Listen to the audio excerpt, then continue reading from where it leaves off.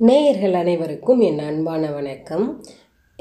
நம்ம சேனலில் வந்து ஆல்ரெடி வந்து இந்த நீர்க்கட்டி சரியாகிறதுக்காக கழற்சிக்காய் பொடி வந்து ஒரு வீடியோ வந்து நம்ம போட்டிருப்போம்.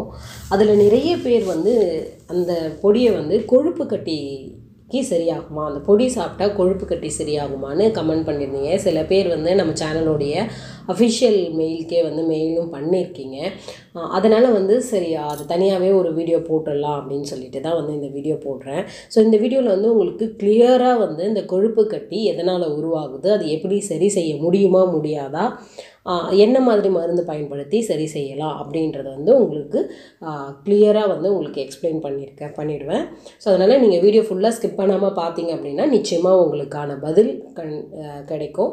ஸோ வீடியோ வந்து நீங்கள் ஸ்கிப் பண்ணாமல் பாருங்கள். நீங்கள் நம்ம உழவர் சேனலை முதல் தடவை பார்க்குறீங்க அப்படின்னா சேனலை சப்ஸ்கிரைப் பண்ணிவிட்டு சப்போர்ட் பண்ணுங்கள்.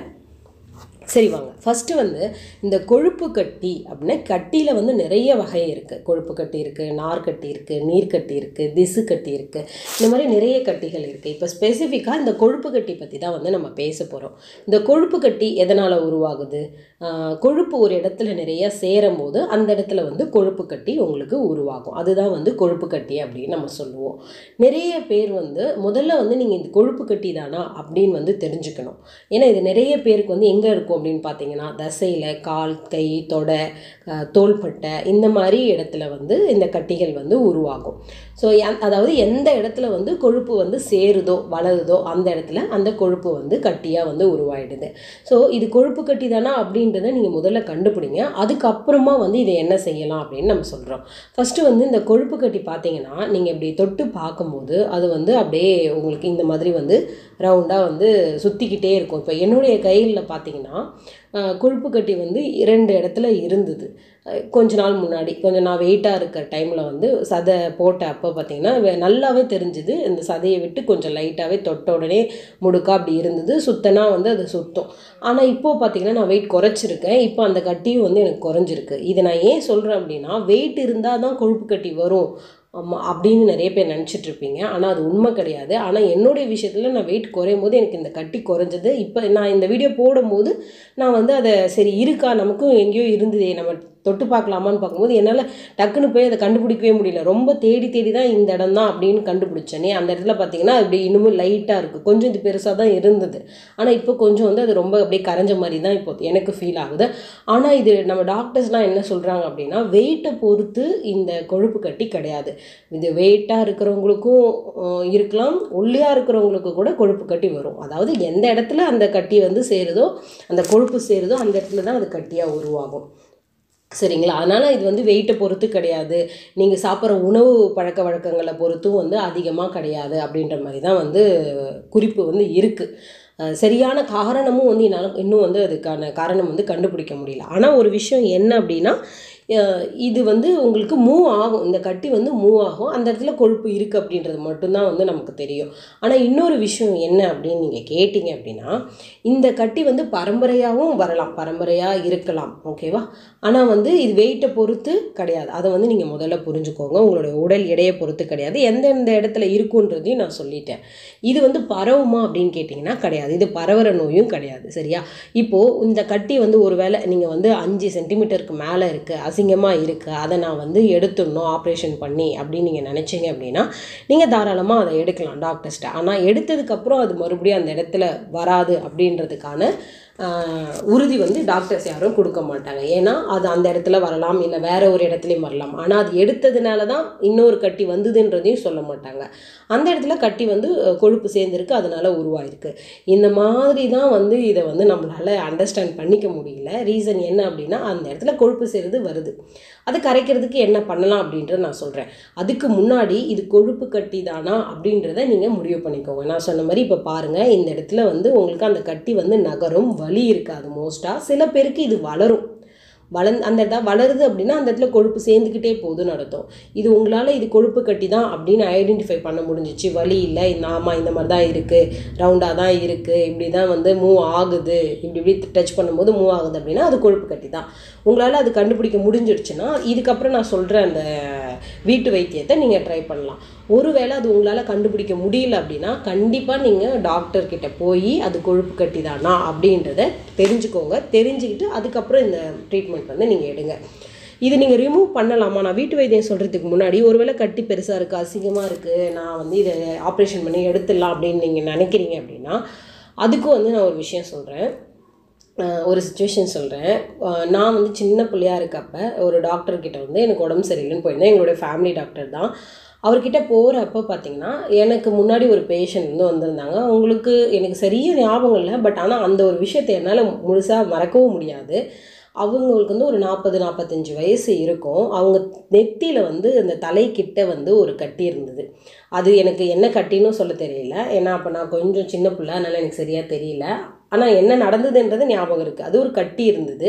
அந்த கட்டி வந்து அவங்க நெத்தியில் பெருசாக இருக்குது, அது தெரியுது நல்லாவே. ரொம்ப பெருசாக கிடையாது, ஆனால் கொஞ்சம் பார்த்தா அது கட்டி பெருசாக உருண்டையாக இருக்குது, அது தெரியுது. அவங்க வந்து அந்த டாக்டர்கிட்ட கேட்டாங்க. அவர் வந்து ஒரு சர்ஜன் தான், அவர் இதுக்கே ஃபேமஸான சர்ஜன். அவர் என்ன சொன்னார் அவங்கக்கிட்ட, அவங்க என்ன கேட்டாங்கன்னா இந்த கட்டி எடுத்துடலாமா ஆப்ரேஷன் பண்ணி அப்படின்ற மாதிரி அவங்க கேட்டாங்க. அந்த லேடி வந்து கேட்டாங்க. அதுக்கு அந்த டாக்டர் வந்து அப்போ என்ன சொன்னார் அப்படின்னா, அந்த கட்டி உனக்கு ஏதாவது பிரச்சனையாக இருக்காமா, அது உனக்கு வலிக்குதா? இல்லை அப்புறம் எதுக்கு அதை நீ எடுக்கணும்னு நினைக்கிற? நம்ம உடம்புல ஒரு விஷயம் வந்து அது உனக்கு எந்த ஆபத்தும் கொடுக்க போகிறது கிடையாது, அதனால உனக்கு எந்த ஒரு பெரிய பிரச்சனையும் கிடையாது. அது அசிங்கமாக இருக்குன்னு எடுக்கணும்னு நினைக்கிறியா? அதெல்லாம் வேணாம். அதை எடுத்தால் அந்த இடத்துல பெருசாக வடு வரும் உனக்கு, அப்போ அது அசிங்கமாக இருக்காதா? அதனால் எதுக்கு தேவையில்லை, விட்டுட்டு போங்க அப்படின்ற மாதிரி அவர் சொல்லிட்டாரு.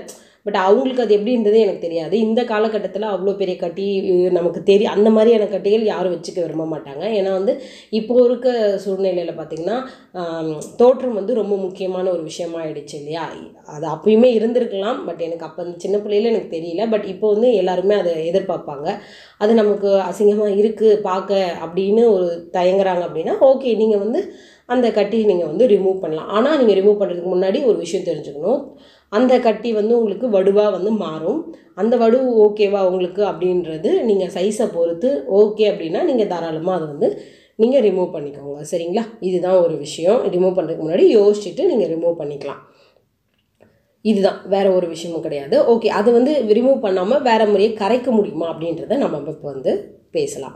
கரைக்க முடியுமா அப்படின்னா நீங்கள் வந்து ஒரு விஷயம் நீங்கள் எடுத்துக்கலாம், வெந்நீர் எடுத்துக்கலாம்.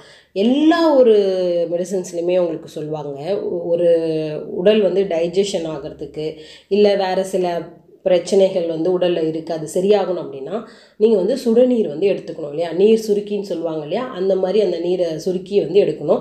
வெந்நீர் வந்து நீங்கள் அடிக்கடி எடுத்துக்கிறது நல்லது. அதே மாதிரியே வெந்நீரில் வந்து சீரகம், சோம்பு, கருஞ்சீரகம் இது எல்லாமே வந்து கொதிக்க வச்சு அந்த தண்ணியை நீங்கள் குடிச்சிட்டு வந்தீங்கன்னா இது எல்லா வகையிலுமே உங்களுக்கு பயனுள்ளதாக இருக்கும். இந்த கொழுப்பு கட்டிக்குன்னு கிடையாது, உடலில் வேறு எங்கேயாவது தேவையில்லாத கொலஸ்ட்ரால் இருந்தால் கூட அது உங்களுக்கு கரையும். அது மட்டும் இல்லாமல் உங்களுக்கு இந்த மாதிரி டைஜஷன் ப்ராப்ளம் இல்லை வேறு ஏதாவது பிரச்சனை இருக்குது உடலில் அப்படின்னா உடல் எடை குறைக்கிறதுக்கு எல்லாத்துக்குமே வந்து இந்த சோம்பு, சீரகம், கருஞ்சீரகம் தண்ணி வந்து உங்களுக்கு பயனுள்ளதாக இருக்கும். இது அதுக்கப்புறம் வந்து ஆரஞ்சு வந்து நீங்கள் சாப்பிட்லாம். ஆரஞ்சு வந்து அப்படியே கொட்டையோடு நீங்கள் மென்று சாப்பிட்றீங்க அப்படின்னா அதுவுமே உங்களுக்கு உடலில் வந்து நல்ல ஒரு மாற்றத்தை வந்து கொடுக்கும். இந்த கட்டிகளுக்கு தேவையில்லாத கொழுப்பு சேராமல் இருக்கிறதுக்கு உங்களுக்கு பயனுள்ளதாக இருக்கும். இந்த 3 விஷயமே நீங்கள் உள்ளே வந்து எடுத்துக்க வேண்டியது. சரி, வெளிப்புறத்தில் இந்த கட்டி கரையிறதுக்கு நான் என்ன செய்யலாம் அப்படின்னு கேட்டிங்கன்னா 2 விஷயம் நீங்கள் வந்து ஃபாலோ பண்ணலாம். ஒன்று வந்து கல்லுப்பு ஒத்தடம் வந்து நீங்கள் கொடுக்கலாம். கல்லுப்பில் வந்து ஒரு வெள்ளை துணியில் கட்டிட்டு அதில் வந்து சூடு பண்ணி நல்லெண்ணெய் தடவி சூடு பண்ணி அந்த இடத்துல வந்து நீங்கள் ஒத்தடம் கொடுக்கலாம். இதை விட ரொம்ப பவர்ஃபுல்லான ஒரு விஷயம் என்ன சொல்கிறாங்கன்னா கொடிவேலி தைலம் அப்படின்னு இருக்கு இல்லையா? நீங்கள் எல்லா நாட்டு மருந்து கடைகள்லையுமே அது வந்து உங்களுக்கு கிடைக்கும். கொடிவேலி தைலம் வந்து நீங்கள் வாங்கி அந்த கொழுப்பு கட்டி இருக்க இடத்துல நீங்கள் தடவி மசாஜ் பண்ணிக்கிட்டு ஒரு 48 நாள் இல்லை ஒரு 3 மாதம் கூட நீங்கள் அதை செய்யலாம். செஞ்சுட்டு வந்தீங்கன்னா கட்டி வந்து உங்களுக்கு குறையிறத ஒரு வாரத்துலேருந்தே கொஞ்சம் கொஞ்சமாக அந்த கரையிறத வந்து உங்களால் ஃபீல் பண்ண முடியும், அந்த கொழுப்பு கரையிறத ஃபீல் பண்ண முடியும் அப்படின்னு நாட்டு மருந்தில் வந்து சொல்கிறாங்க.